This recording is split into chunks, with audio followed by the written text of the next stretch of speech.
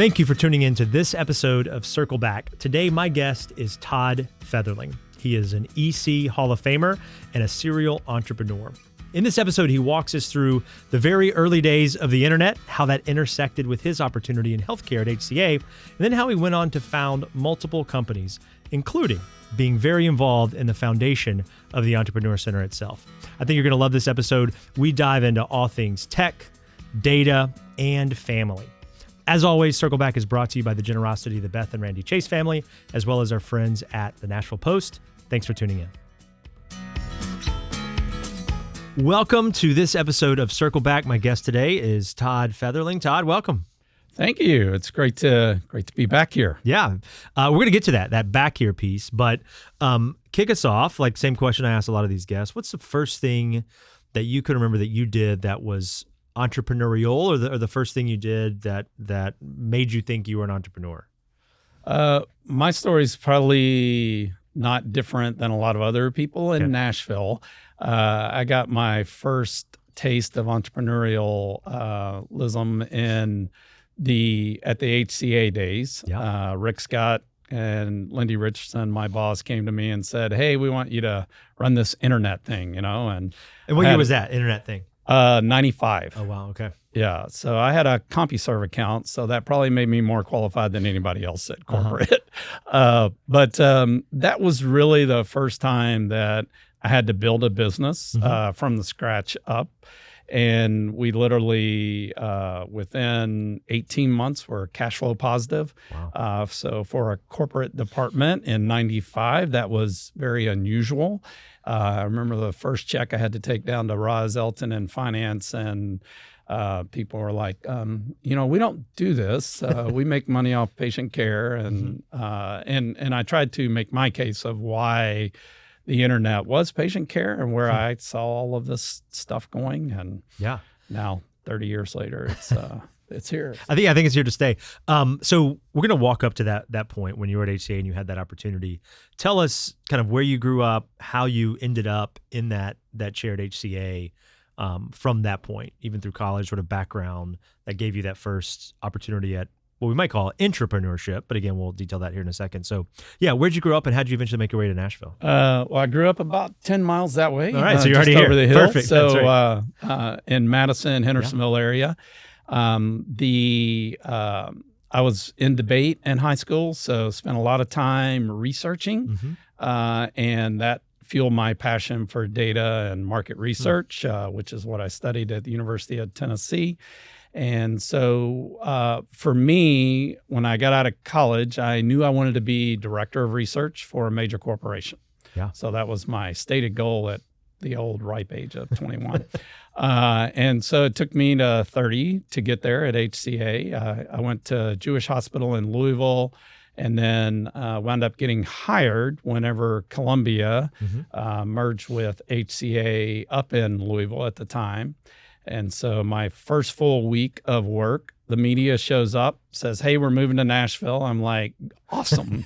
I get to go home." So it was kind of a strange moment, but all of that was fueled by research. And when the internet opportunity at HCA came along, I really looked at the internet as one large database to be mined. And so I was focused on getting customer acquisition. And once we got those customer names in, I created a fun little program to match up our patients to the people who were showing up online. Okay. That program still runs today, believe it or not. And you talk about crude programming code that still runs up against the Meditech systems. But it was the whole organization bought into the fact that digital was going to be important even back then. And we were very much bricks and mortar type of operation. And was it when you were growing up? Was it in college? Like, when did you think, hey, this internet thing, or hey, data systems, technology, computation, this is something that I want to pursue and could be meaningful and lucrative? Was there an aha moment, or just that's how you were wired? I think it was sort of how I was wired. I've always sort of been into economics. Alex Keaton, Family Ties was my hero. So, you got to think about sort of what was going on in popular culture at the time. Okay. And so I spent literally every afternoon in a library. So I loved research. I loved data. Internet came much further along. I didn't have a computer in college. I programmed on a mainframe Fortran 77.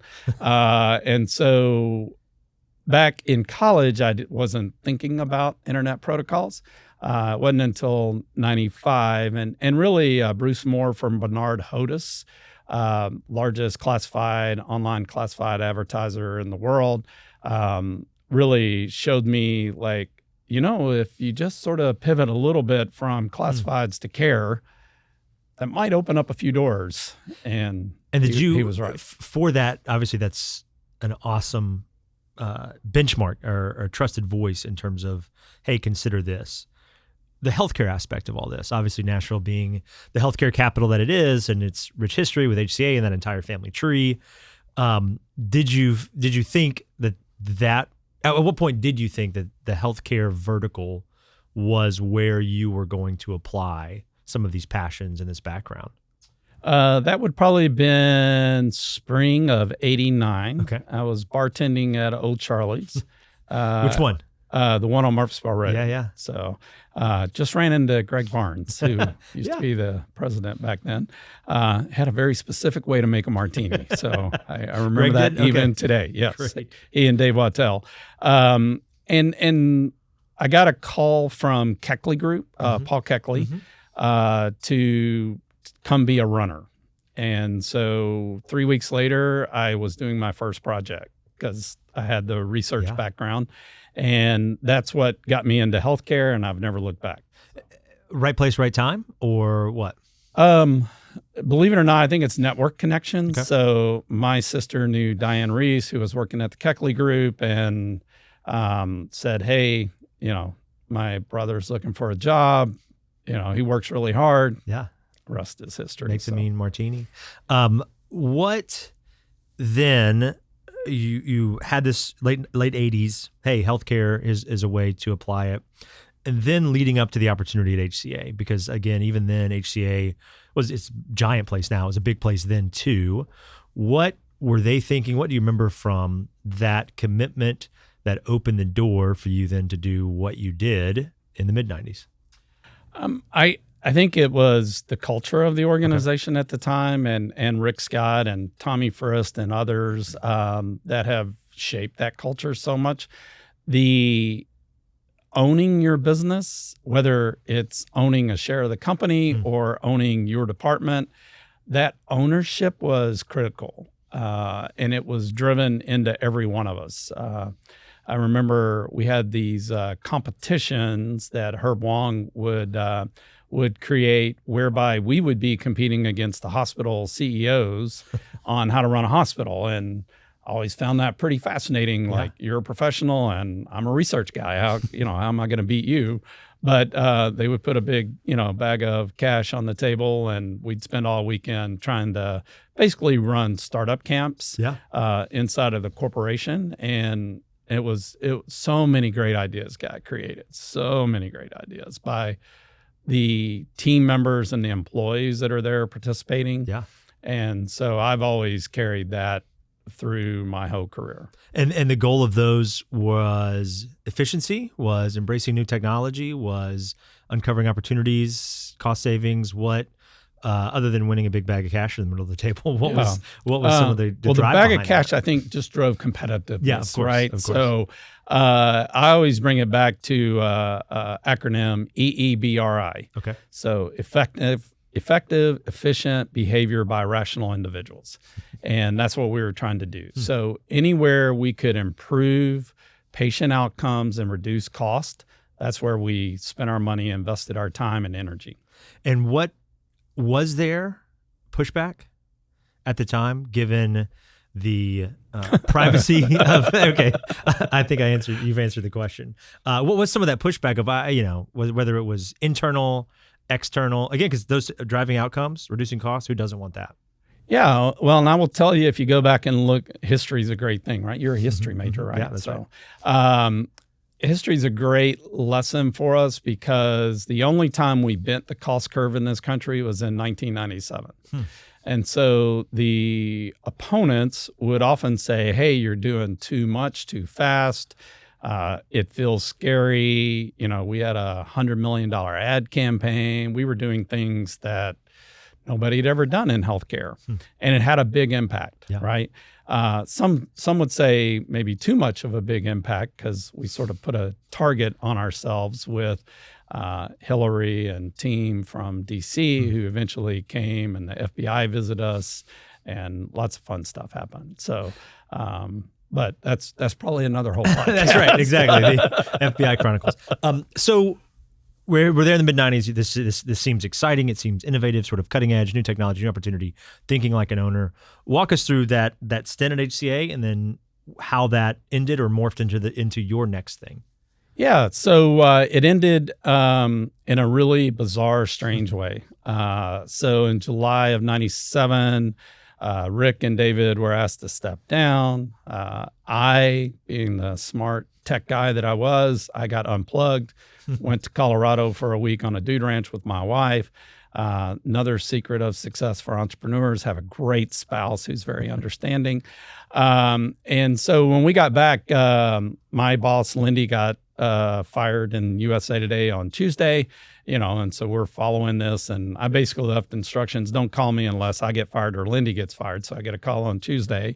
And then when I got home, it's still one of those cherished moments I have on my, the camcorder or recorder, or, whatever, voice recorder at home, that we used to have before we had cell phones. Was a message from Tommy Frist. Hey, Todd, come see me in the morning when you get into work, and I'm like, oh, crap, like what's going on? He was chairman at the time? What was his title? So he had just become CEO again. Okay. He was chairman and became CEO. And so went in, saw Miss Greer in the morning, was like, hey, I'm here to see Tommy. Well, have a seat, we'll be with you in a minute. So go in and Tommy's like, hey, I don't know what you do, but everybody says we need to keep you. And I'm like, okay, like my world's, I mean, I feel like I've just gone 20 years into the past, right? And so we basically recreated our entire internet strategy in a month. Wow. So we had Columbia.net at the top, and everything was funneling off of that from a IP address perspective, and we literally turned it upside down and put all the hospitals at the top and corporate at the bottom in about a month's time. And that became the basis of Medicity, which was the HCA internet strategy that carried on about 10 years after that. So none of it would have been possible without an amazing team. We had literally, and I don't say this lightly because once again, sort of history tells me this. We, at that time in marketing at HCA, we literally had the best out of the country working in that department, from California to Florida to Nashville. It was amazing. And you had to bring your A game every day just to keep up with your own peers. And so I think all of that sort of timing and growth really sort of set up the entrepreneurial stage. Because I left there, my boss, Lindy Richardson, was married to the chairman of Brown-Forman.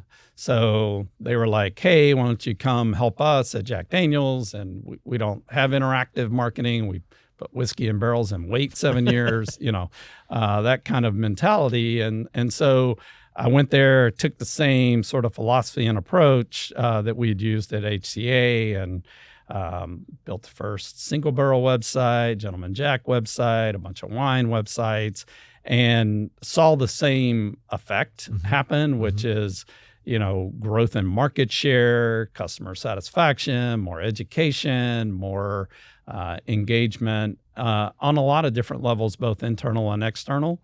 And so the more and more I sort of iterated into data, into products, I started to see the impact that certainly the internet continues to have. And what time frame was that you were at Jack Daniels? That was 97, 98. Okay. And so still what some might say is fairly early in that space. You mentioned interactive marketing, but in terms of growing customers, et cetera, for an already existing big consumer brand, proven IP, all that sort of stuff to be able to apply there. So sort of another intrapreneurship opportunity. Yes. And then what? I think we all know what's coming in terms of the early 2000s, but keep walking us through that. Yeah. So these are like as I sit and talk about them out loud, right? They're like these were happening really fast and quickly. So in the spring of '98, Rick Scott and David Vanderwater made me an offer I couldn't refuse. I mean, do your best Marlon Brando voice there if you want. And so we had tried to buy the health network at HCA. It all fell through, obviously, whenever all the other stuff was going on. At the time, it was called America's Health Network. And we should have made the guy that was over TV in charge of internet, because he had the best name ever, Webb Go Lincoln. Oh, wow. That can't be real. You know, yeah. Still in healthcare today. And so they asked me to come in and sort of rethink about digital media and healthcare. And so out of that, we did the first live birth on the internet, like 2 months after I was there, shut down half of Florida's internet services and shut down Real Networks knock, and told Mark Cuban no, because he was running broadcast.com.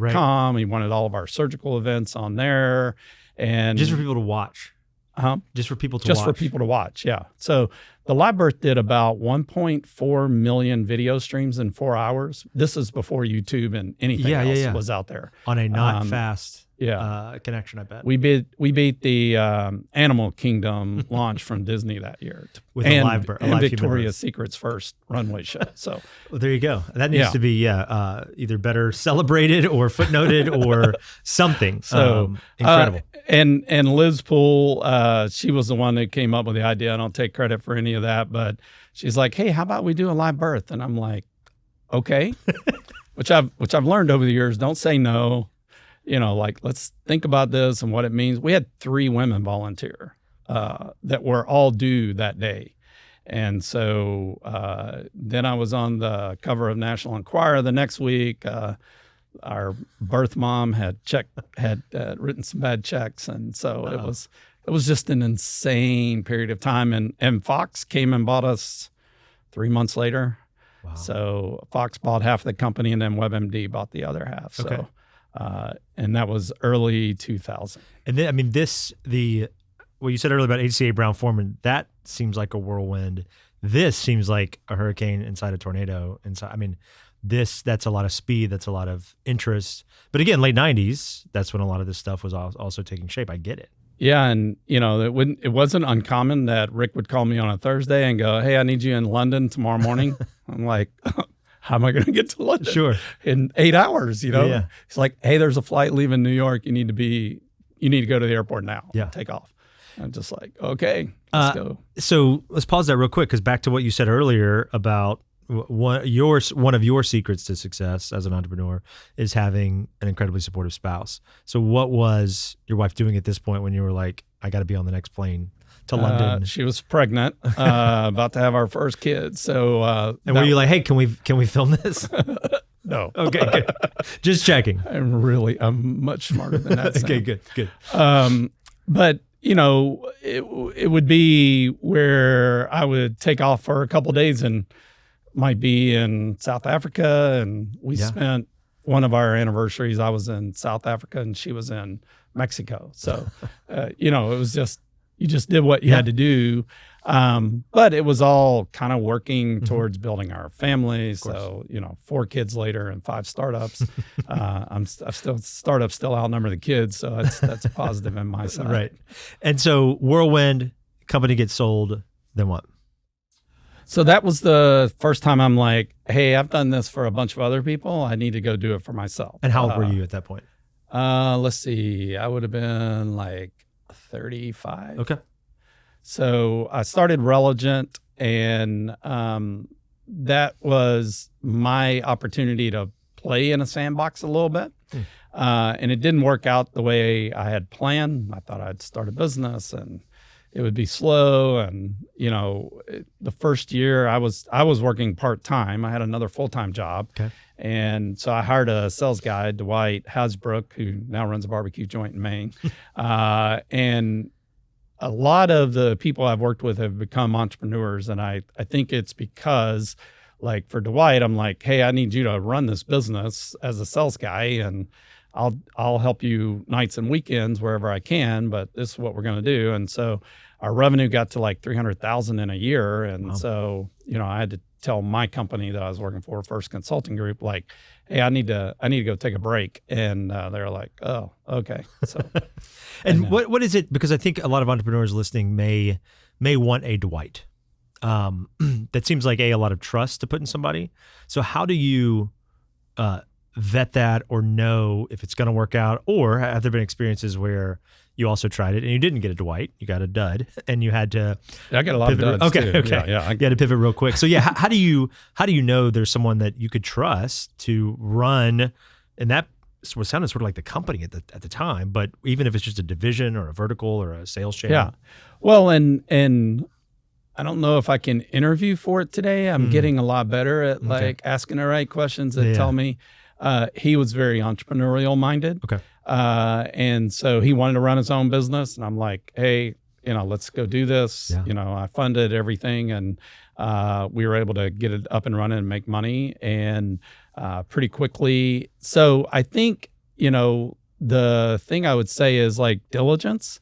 I oftentimes would have liked to have done more diligence on people, partners, people I sold to, people I bought from. And that case, I got lucky. We got along great, had a lot of mutual friends. And so that level of trust and loyalty has become a hallmark. And certainly at Perception, I would say we had a team that personified that. It was and is like the best group of human beings I've ever worked around. So yeah. So okay, so back to the journey. You quit your day job because you've got 300,000 over here in sales. You've got Dwight. How does that journey go? That journey was really exciting. So all the assets I had built at the Health Network, I took this page out of Tommy and Clayton's book, right? Yeah. So go back to what you know. So build all this content at the Health Network. That was all sold to Fox and then ultimately sold to Discovery Channel. So I call Mark Irwin, the greatest guy in Silver Spring, Maryland at Discovery. I was like, he was running healthcare. I'm like, hey, what are you doing with these assets? What assets are you talking about? So I'm like, well, you bought a bunch of great assets. Let me help you figure this out. So one of those was Health Teacher, K through 12 health curriculum, and one was Discovery Hospital, whereby we took all of our content we've been building at the Health Network and converted it over into a hospital digital play, because many hospital websites at that time had no content. It was pretty basic information. And so that really took off. We grew Health Teacher to 7,500 schools. Probably one of the greatest accomplishments I've ever had in my life was New York City picking us in a vacuum over the summer without ever talking to us. Wow. I get a phone call with a purchase order of $78,000 out of the blue, and I about died. I'm like, what? Oh, and by the way, there's another purchase order coming for $600,000, but you need to take all your online content and convert it over to print.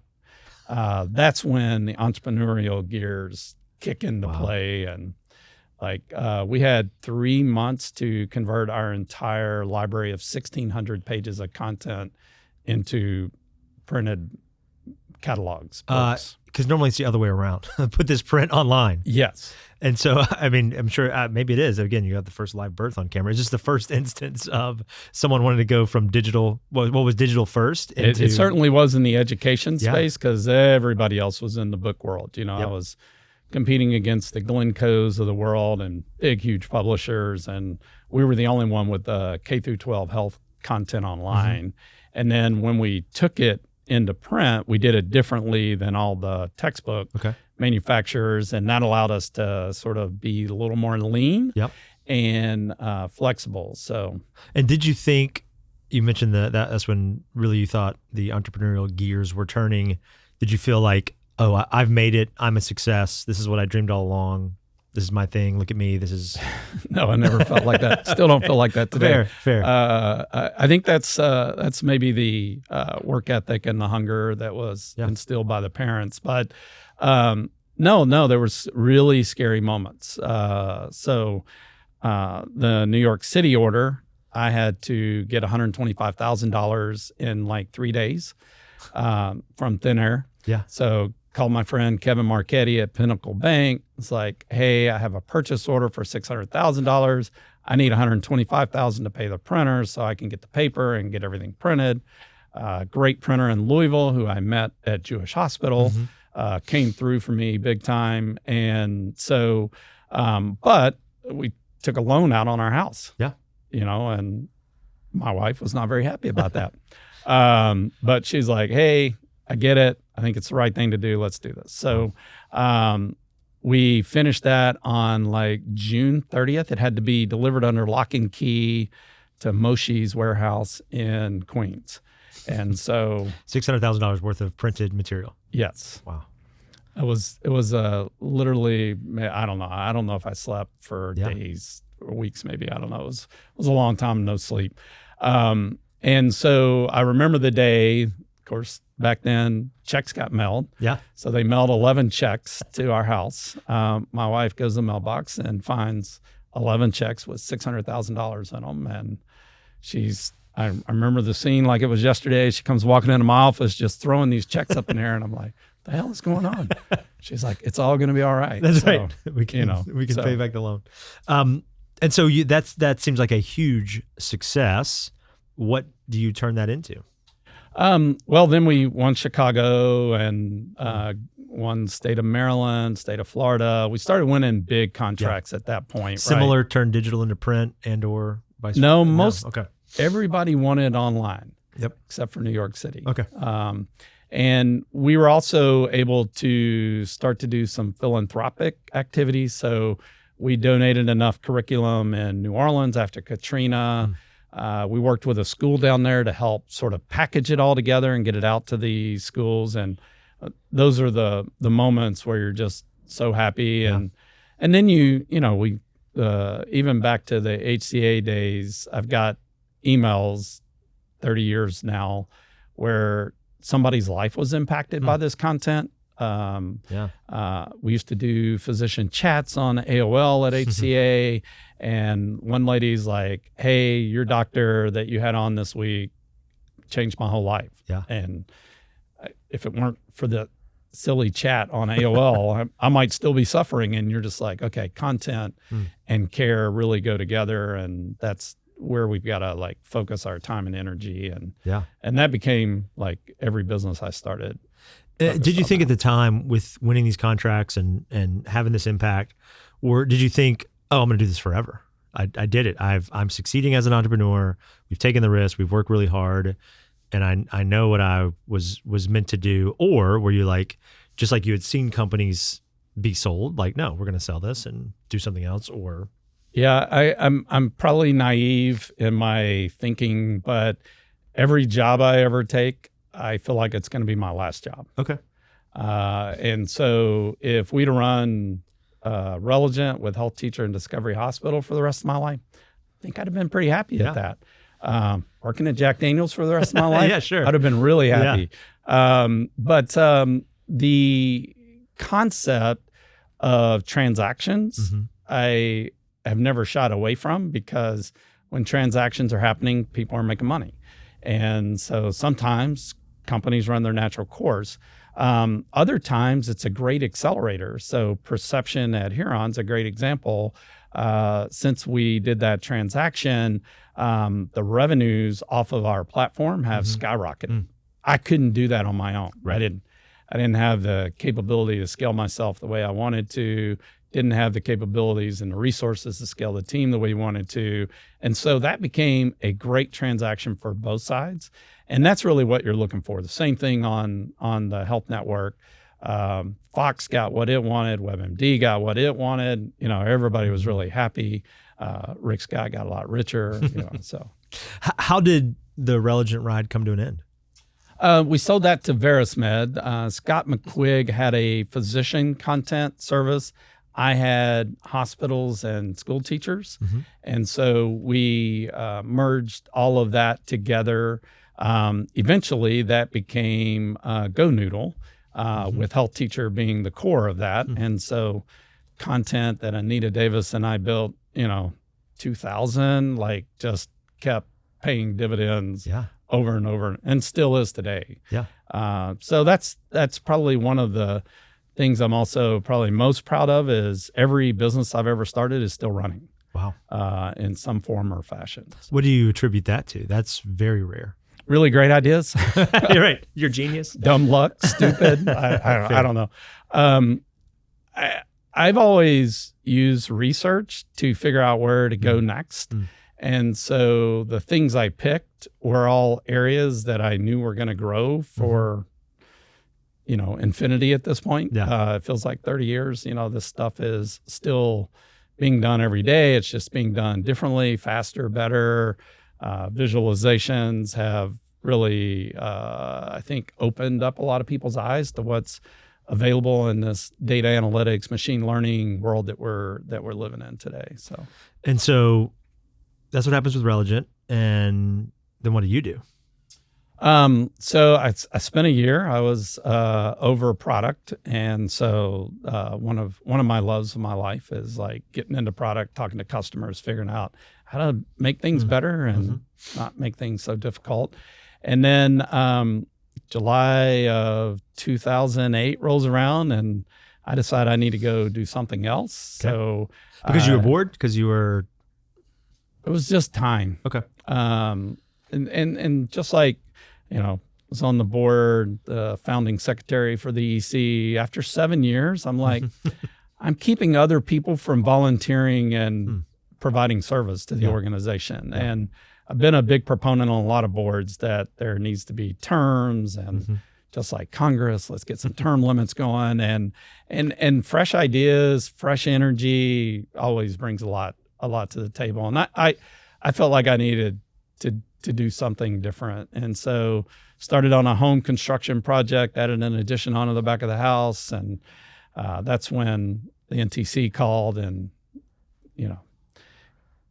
became a CEO of the NTC. Yeah. So quite, leveraging your expertise and success, National Technology Council that was in existence. So you didn't found that, you didn't start that, but they had asked you to come run that organization that's had a rich history in Nashville.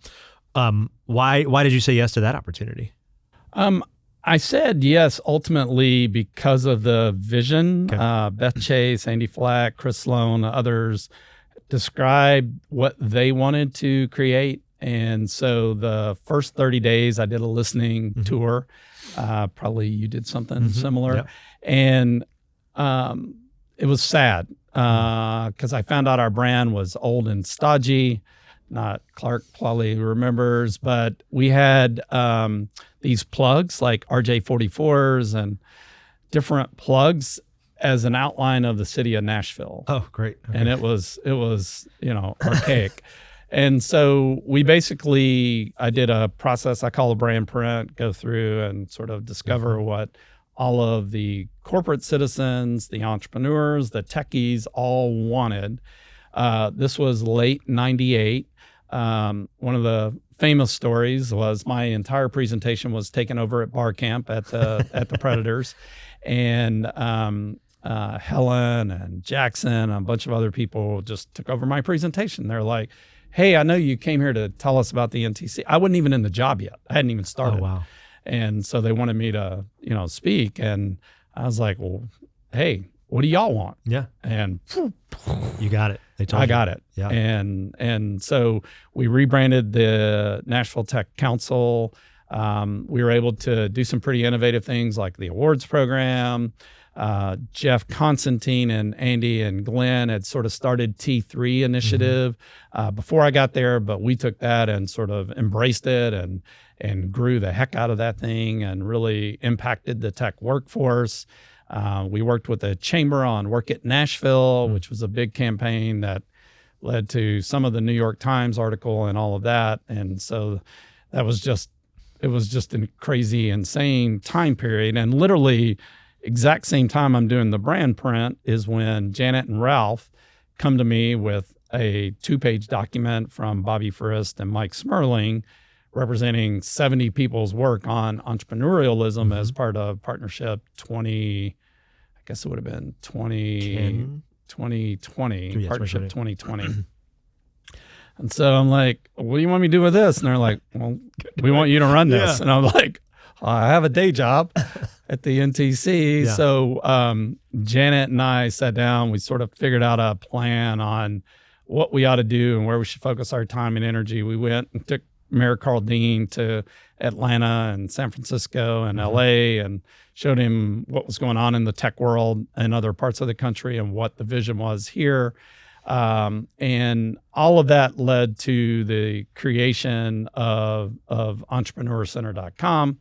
And so, but I think it was point number 4 in like 7 bullet points that all of the committee's work had been boiled down to, and that was to create a front door for entrepreneurs in Nashville.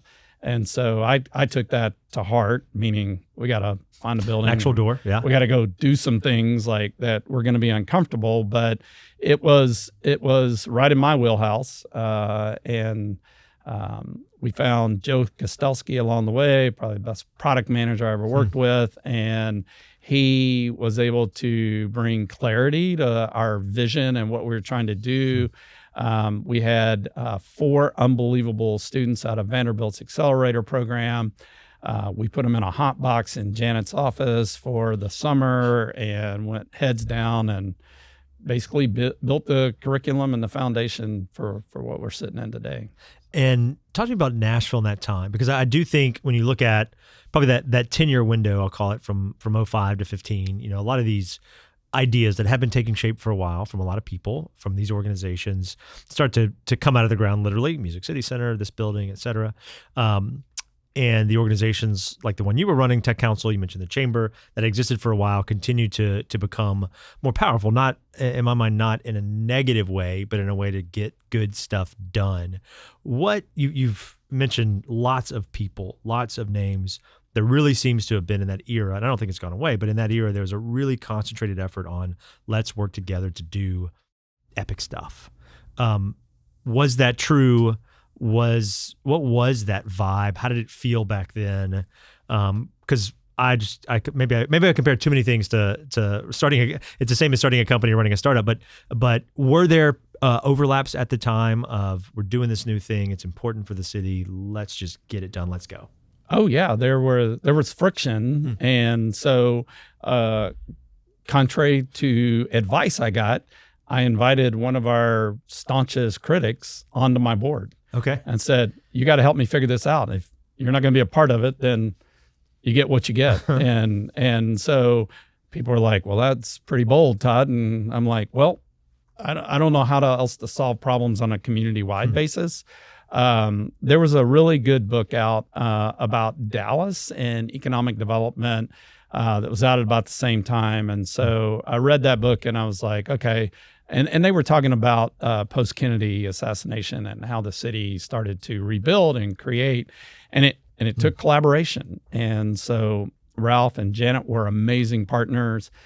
Sports Council and what they were doing served as a real sort of goalpost for us of where the Nashville Tech Council could be. And then more importantly, when we started the Entrepreneur Center, it was from a blank sheet of paper. Yeah. And so as a result of that, like, I think we didn't know what we could do and couldn't do.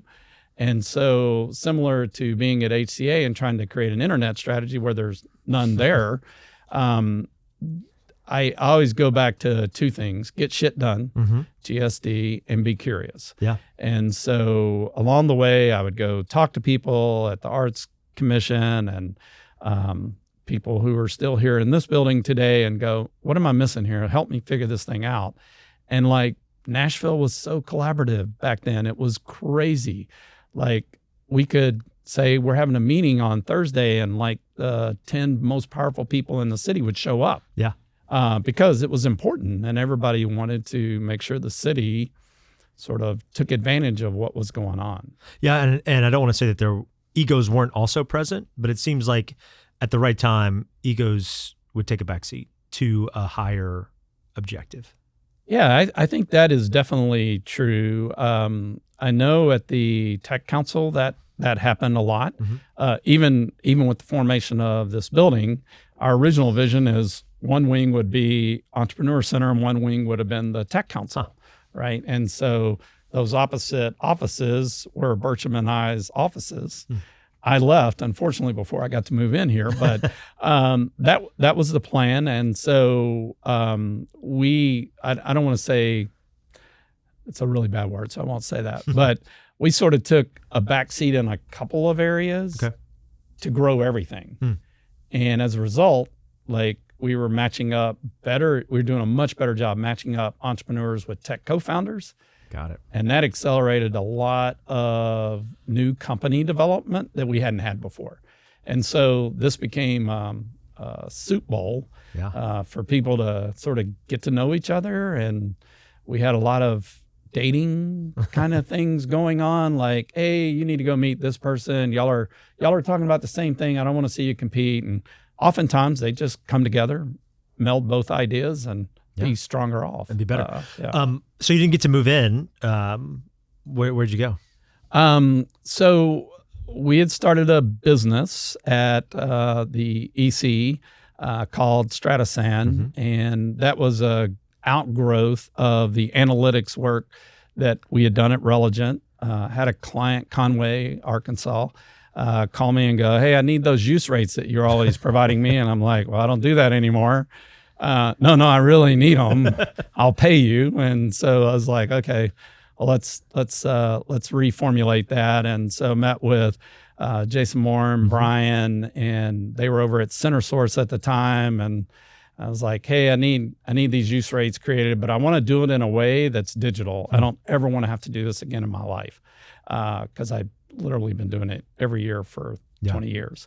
And so that led to the formation of Stratasan, and then we applied some GIS techniques over the top of it, and kind of put a sexy front end on hospital market share. So and Jason was on last season 4 of Circle Back, telling that Stratasan story and how that came to be. And so when you decided to leave the Tech Council chair to go all in on another startup, how was that feeling? Was there more certainty, security, confidence, because you had done this before and had a successful exit and had now seen at the Tech Council, like everything you just described, you're seeing a bunch of ideas. You're seeing what can happen when folks come together. Why scratch that itch again? Mostly because of what we started with is constantly trying to find a way to improve outcomes and reduce costs. It eats at me every day still today. And yes, I have lots of ideas that, have been on the whiteboard for decades that are still pretty timely.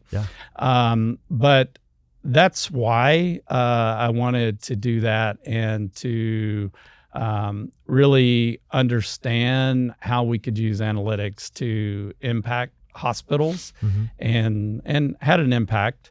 Then perception came along and changed the game with care, and that is the right place to be, I still believe today. So so what was that transition like, from being at Stratasan, the potential there, and then going and eventually being with perception? Well, that's the real entrepreneurial story, right? So I left Stratasan Friday afternoon. I was at the beach in Florida. Decided this is enough, and so this is enough. Like 2 hours. Like how long were you there for? This is enough. I was there for a week. Okay, so a week. I had a was couple enough. days. Got it. To sort of think and have clarity on it. So that was Friday. Started Perception on Monday. Wow. And had my first client on Tuesday, signed a contract on Thursday, and we were up and running. So it was, talk about an insane week in your life. And people are all calling me going, hey, what's going on? And customers are calling. And I was like, just everybody chill out for a minute. So did it get easier? I mean, that's some very quick success? Did it get easier, or what do you attribute that speed of the launch of Perception to? Right idea at the right time, Okay. but every iteration of starting and stopping a business, people don't talk enough about closing down businesses. It took us a year and a half to close down Perception Health after the acquisition. Wow. And people don't appreciate all the other things that you have to do to close a business once you get one up and running. And so that does get easier because you have templates. And so, like, I can write a business plan in an hour now, whereas it used to take me 2 months, 3 months. And so those types of things are helpful. And a lot of what I learned at the EC, I am not shy at all about calling anybody. I've called Jeff Bezos and other people and go, hey, I got an idea for you. And I mean, worst thing they can say is you're crazy. And Sure. I'm like, yeah, my wife says that all the time. It's okay. So I think it's that curiosity that, drives a lot of people, especially in the entrepreneurial space. And that leads you to bigger and better things. And in the case of Perception, it was all of that. And so with Perception, this is, again, this rapid start, this rapid launch. Does it stay that fast? It does. So we bring on 4 employees in the first 90 days. MedHost, we launched an analytics platform for them, spent about a year and a half building their platform for them. In nights and weekends, Chris and I, my co-founder, would be at home working on our own products. And so from year 2 to year 3, we replaced all of our consulting revenue with product revenue. Wow. And so it was a complete flip, a planned flip, but we knew this was going to happen at some point in the future. We just didn't know what point it was going to happen. Yeah. But it happened on year 3. And nights, weekends still at that point? Yeah, I had a all through the 90s, 2000s, 2010s, 2020s, I had a bad routine of basically I get up every morning about 6 a.m. I have what I call the power hour. So do some reading, spirituality, exercise, get to work till 6, come home, have dinner, hang out with the kids, 8 o'clock, start working again, work till midnight, go to bed. Repeat. Same process. So that was a grind for 30 years. So we still there?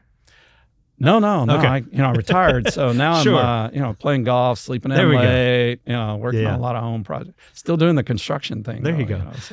So how does the Perception journey end? Obviously you teased that it took a while to shut it down, but how does that, what's the opportunity there to exit that business look like? Yeah. So, a couple of things leading up to it, to just put things in context of where things were. So, early 2020, we have COVID, right? And so crazy stuff going on.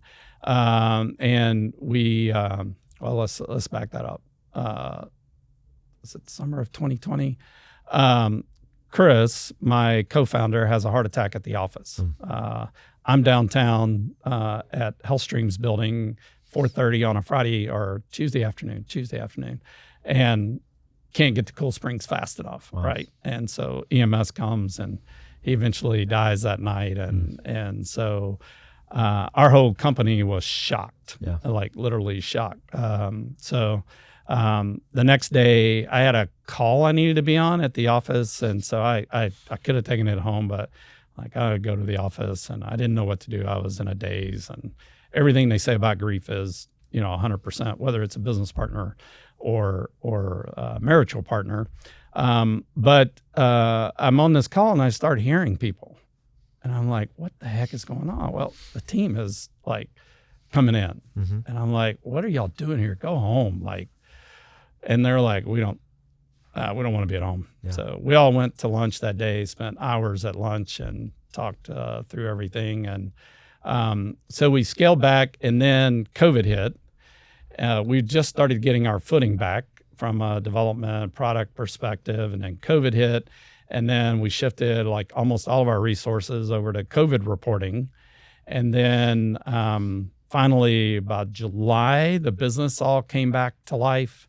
and we accelerated. During that time, we started to partner with Huron, consulting company, and we did a great project up in Louisville together. And our business kept growing with them. And so in 21, they're like, hey, we're going to pay you a lot of money next year. We'd rather just acquire you guys. Yeah. And it was the right time. It was a good time for everybody. And chapter came to a great end. And then I joined Huron. I was there 2.5 years.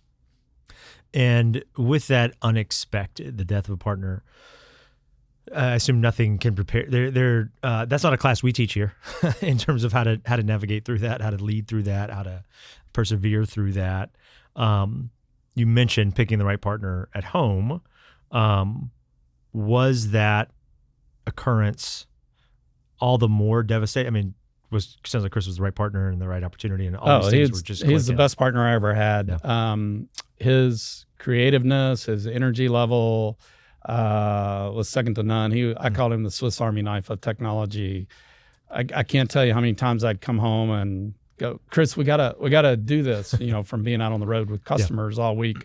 And he's like, no, we can't do that. I'd come back Monday, it'd be done. I'd be like, okay, well, what happened? Well, I figured it out. Yeah. It just took me a little while to noodle on it and whatnot.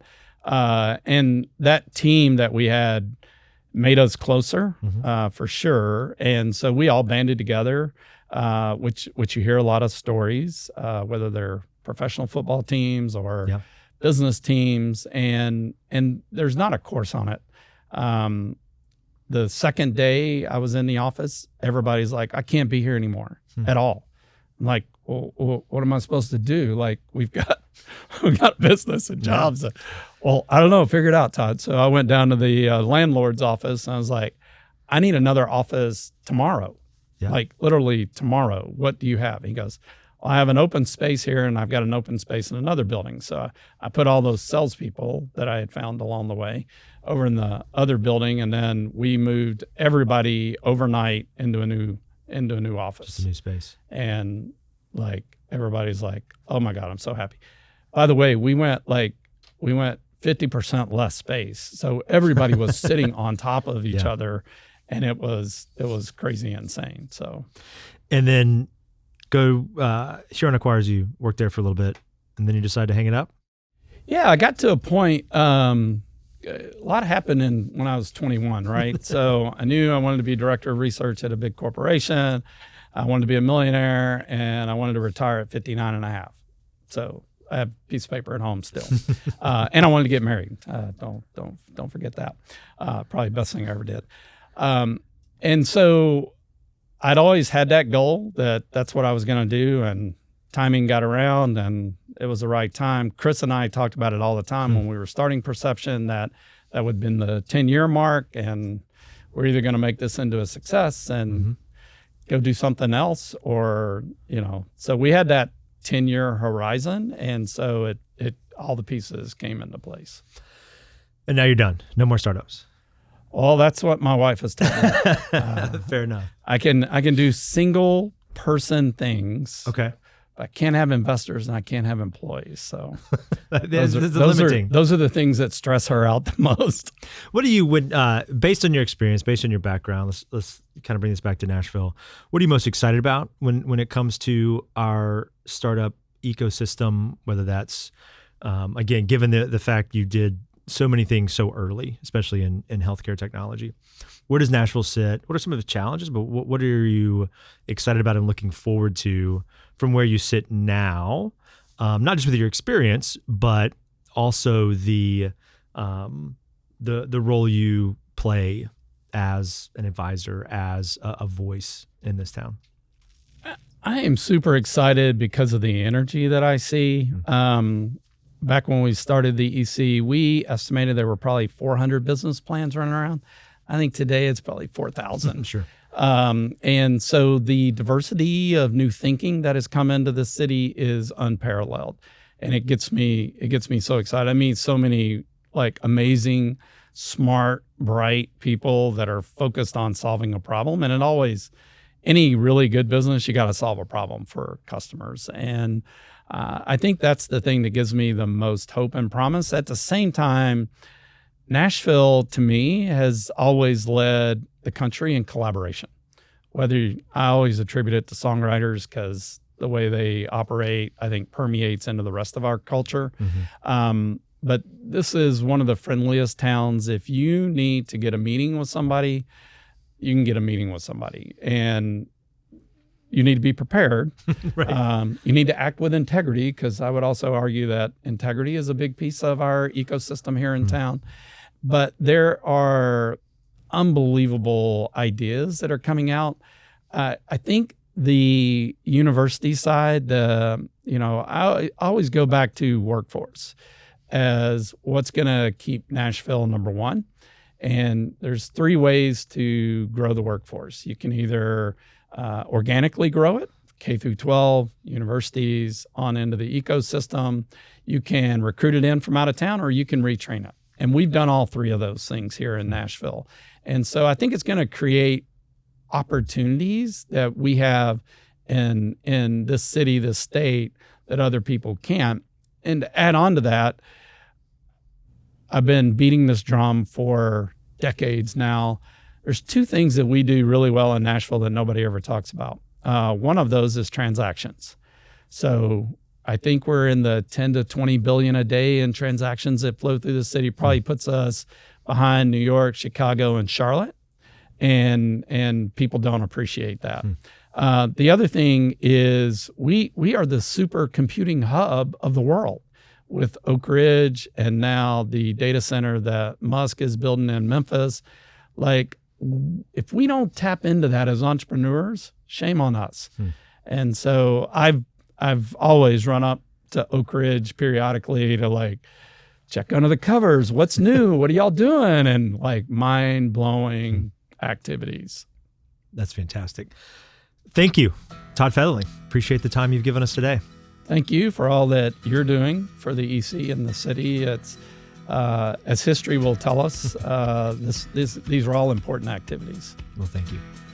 Thank you for tuning in. I hope you enjoyed that conversation with Tod Fetherling, especially how much he emphasized finding the right partner, both at work and at home. As always, Circle Back is brought to you through the generosity of the Beth and Randy Chase family, as well as Nashville Post. Please share, rate, review, follow wherever you listen to podcasts. Thanks for tuning in.